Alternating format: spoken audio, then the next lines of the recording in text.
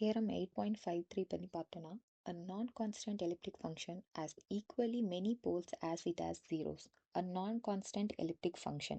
Non-constant elliptic function ஏன் எடுக்கிறாங்கன்னா constant elliptic ஃபங்க்ஷனில் நமக்கு போல்ஸும் இருக்காது ஜீரோஸும் இருக்காது. அதனால் a non-constant elliptic function எடுத்துக்கிறோம். அதுக்கப்புறம் equally many poles as it has zeros அப்படின்னா நம்பர் ஆஃப் போல்ஸ் வந்து நம்பர் ஆஃப் ஜீரோஸ்க்கு ஈக்குவல்னு அர்த்தம். இதை தான் நம்ம ப்ரூஃப் பண்ண போகிறோம். ப்ரூஃபில் எப்பயுமே கொஷினில் இருந்து நம்ம ஒரு சிலதை எடுத்து எழுதுகிறோம். ஃபஸ்ட்டு வந்து ஃபங்க்ஷன் வந்து ஒரு நான் கான்ஸ்டன்ட் எலிப்டிக் ஃபங்க்ஷன் எழுதிக்கிறோம். அதுக்கு பீரியட் ஒமேகா 1 ஒமேகா 2 இருக்குது. ஓகே, அடுத்து வந்து நம்ம ஃபண்டமெண்டல் பேரலோகிராம் வச்சு இதை நம்ம ப்ரூஃப் பண்ண போகிறோம்.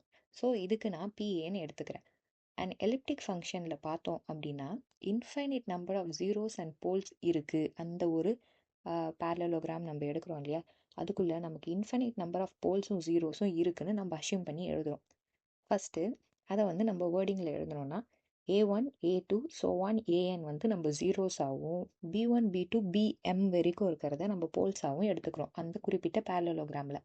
அப்போது நம்ம என்ன ப்ரூஃப் பண்ணோம், போல்ஸ் வந்து ஜீரோஸ்க்கு ஈக்குவல்னு ப்ரூஃப் பண்ணோம். ஸோ என்னோட ஏஎன் இந்த என் வந்து பிஎம் இந்த எம்முக்கு ஈக்குவல்னு நான் ப்ரூஃப் பண்ண போகிறேன். ஃபஸ்ட்டு போல்ஸும் ஒரு ஜீரோஸும் ஒரு ஃபங்க்ஷனில் இருக்குன்னா அது வந்து சிம்பிள் போலுன்னு சொல்லிட்டு அந்த ஃபங்க்ஷனுக்கு வந்து நம்ம புக்கில் இப்படி கொடுத்துருக்காங்க. f dash of f z by f of zன்னு சொல்லிட்டு இந்த ஃபங்க்ஷன். இந்த ஃபங்க்ஷனில் பார்த்தோன்னா நமக்கு ஆல்ரெடி தெரியும் f of zன்றது ஒரு எலிப்டிக் ஃபங்க்ஷன் நம்ம மேலேயே எடுத்திருக்கோம்.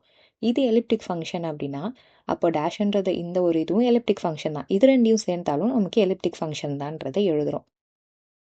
அடுத்து the multiplicities are the residues of function. Okay, மல்டிப்ளிசிட்டின்றது என்னென்னா ரெசிடியூஸ்ன்னு சொல்கிறாங்க, ஆர் தி ரெசிடியூஸ். ரெசிடியூஸ்னால் என்ன, எவ்வளோ ஸ்ட்ராங்காக போல்ஸும் ஜீரோஸும் அப்பியர் ஆகுதுன்றதை நம்ம கண்டுபிடிக்கிறது, அதே தான் மல்டிப்ளிசிட்டியும். ஓகே, இப்போது மல்டிப்ளிசிட்டிஸ் ஆஃப் ரெசிடியூஸுன்றதை நம்ம கவுண்ட் பண்ணோம்னா அது வந்து நம்ம டிரைவ் பண்ணும்போது நமக்கு ரெசிடியூஸ் என்னவா கிடைக்குதுன்னு பார்த்தோம்னா ஜீரோஸுக்கு பாசிட்டிவாகவும் போல்ஸுக்கு நெகட்டிவாகவும் கிடைக்குது நம்ம ரெசிடியூஸ். ஸோ நம்ம ஒரு தியரம் படி, நம்ம முன்னாடி படித்த தியரம் படி the sum of the residue of elliptical function என்னன்னா ஜீரோ. ஸோ அதுக்கு நம்ம யூஸ் பண்ணுற இது தானே இன்டெக்ரல் வச்சு இந்த ஃபார்ம் எழுதிட்டு இது வேணும்னா வந்து ஒரு லைனில் எழுதிக்கோங்க, ஆப்போசிட் சைட்ஸ் வந்து கேன்சல் ஆகும் பேரலோகிராமில், அதனால இன்டெக்ரல் வந்து ஜீரோ ஆச்சு அப்படின்னு சொல்லிட்டு எழுதிட்டு which is equal to 0 minus pole. அவ்வளோதான், ஹென்ஸ் ப்ரூவ்டு. இது வந்து எக்ஸ்ட்ரா பாயிண்ட். சி வந்து கான்ஸ்டண்ட்டாக இருந்ததுன்னா நமக்கு f of z மைனஸ் சின்றதும் பார்த்தோம் அப்படின்னா சேம் போல்ஸை அதே வேல்யூ தான் கொடுக்கும் அப்படின்னு சொல்கிறாங்க.